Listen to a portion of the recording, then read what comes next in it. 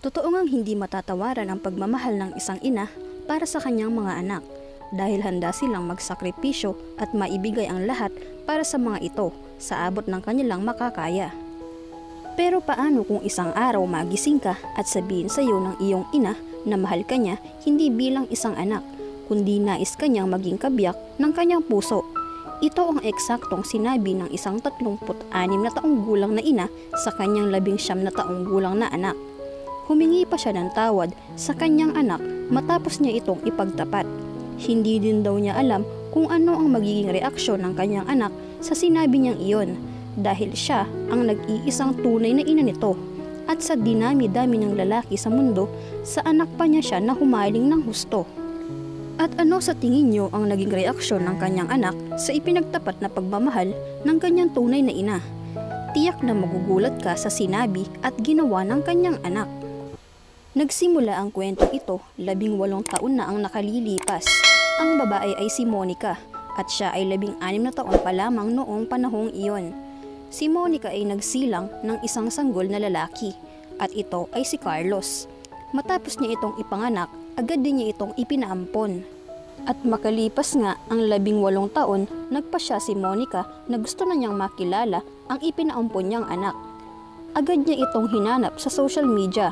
Agad naman niya itong nakita at ang bagong pangalan na ng kanyang anak ay Caleb. Agad niyang chinat si Caleb na makipagkita sa kanya dahil gusto niya itong makilala at makasama. Agad namang pumayag si Caleb sa nais ng kanyang ina.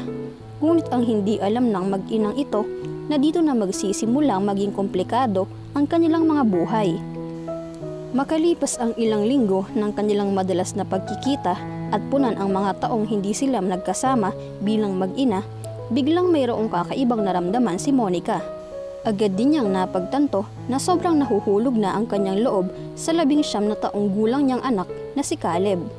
Ayon sa panayam kay Monica, sinabi niya na wala siyang pakialam sa sasabihin ng ibang tao. Dahil si Caleb daw ang kanyang iniibig ng husto. Hindi ba ito ang nakakagulat na pangyayari sa kwentong ito? Dahil may isa pang tiyak na ikagugulat mo.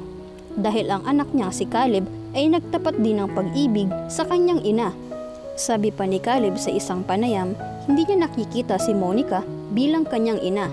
Mula pa daw noon, wala nang nag-aasikaso sa kanya o nagluluto ng pagkain para sa kanya. Kaya daw mula nang makasama niya si Monica, labis na ang sayang kanyang nadarama at doon daw nagsimula ang kakaibang pagtingin niya sa kanyang ina. Inamin din niya na siya ang unang nagparamdam kay Monica na hindi lang basta-basta ina ang tingin niya dito at hindi niya talaga ito nakikita bilang kanyang ina. Sabi pa niya, nakakaramdam daw siya ng kapayapaan kapag kasama niya ang kanyang ina. At higit sa lahat ay masaya siya at kapag hindi daw niya kapiling si Monica, pakiramdam niya ay nade-depress siya. Sinabi pa niya na kapag namamasyal sila ni Monica at nagkakatitigan sila ay hinahalikan niya ito ng buong pagmamahal. Sinabi din ni Monica na ramdam niya na mas sigit pa si Caleb kaysa sa isang kasintahan lamang dahil talagang malalim ang nararamdaman niya para sa anak.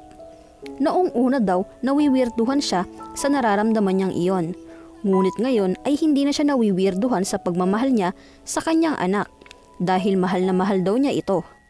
Marami din silang hinarap na pagsubok dahil sa kanilang pagmamahalan. Kinutya sila ng kanilang mga kaibigan, kapitbahay, mga kamag-anak at halos lahat ng tao sa kanilang lugar. Hindi naman nagtagal dahil sa sobrang lalim ng kanilang pagmamahalan, natanggap na iyon ng kanilang pamilya at ang ika-9 na anak ni Monica na kanyang bunso ay tinatawag na daddy si Caleb na kung tutuusin ito ay kanyang nakakatandang kapatid.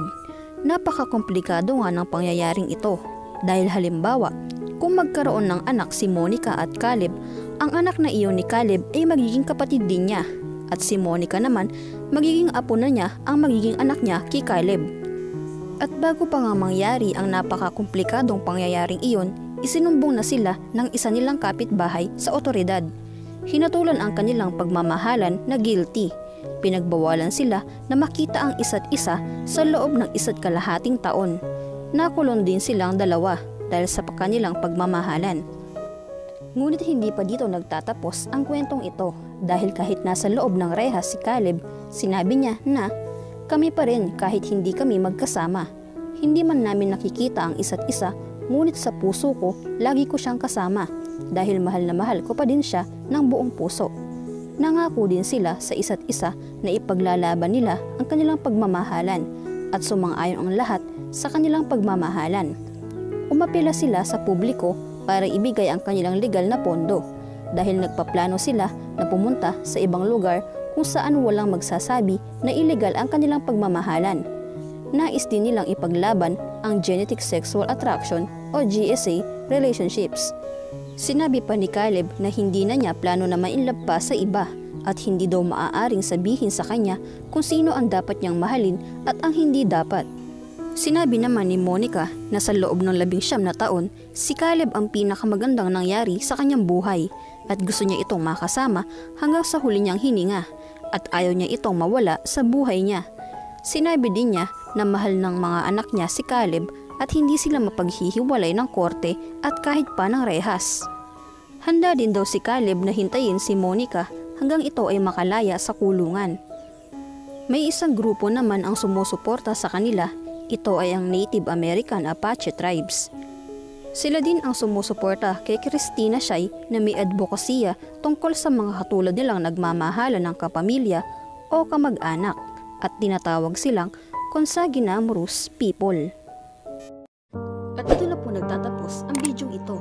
Please like and subscribe for more videos.